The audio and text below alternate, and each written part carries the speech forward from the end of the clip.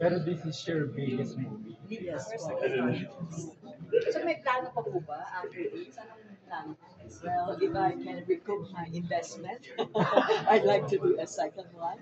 I have a story in mind already, but we have to do collaboration. Did you expect to win the best actor?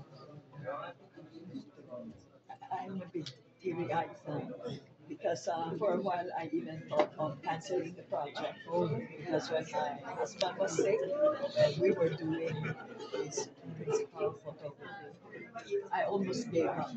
But I visited my husband at the ICU and he has a hole in his throat and he couldn't talk anymore. And so I gave him a stencil and he typed the word. It is yours. Pero with awards na, may sinabi kayo na parang story niyo.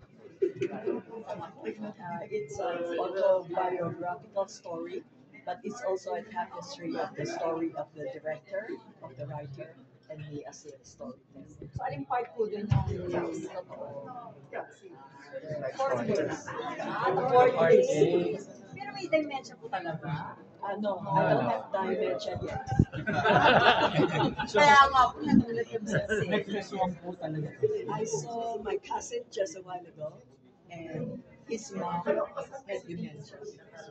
So when I was doing this role, I kept thinking of her. Although she passed away already, I interviewed other aunties, other sisters who have dementia. As I observe them, I do my character role and research. That workshop. Yes. Well, aside from the workshop and audition, we also have our coaches on the set. I think they're here tonight, Norbs and Maya. So they are giving us acting lessons on the set also and diction because I'm below with my Tagalog. Well, in fairness to you, sinabi po dun sa Cinep Manila kagabi, at bakit kayo nanalo? Ang sabi daw ng jury is, no acting school na. Yun daw ang nag-invest nila, kaya kayo ang pumili. What's your reaction? Well, I took up theater from UP. My professors were Tony Mabesa and Don Juan. So yeah, it has to be natural and it has to be gut feeling. So totoo talaga yung take ng theater art din. Ma'am, sino pa mga gusto yung makatrabaho? Well, Ken Chan, Akin. Why po?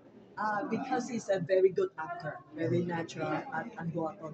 Kala ko pa daw, sige, Kasi sa mga babae po, like, gusto bang maka-work na babae? Babae, well, Lorna Tolentino, Nora Honor.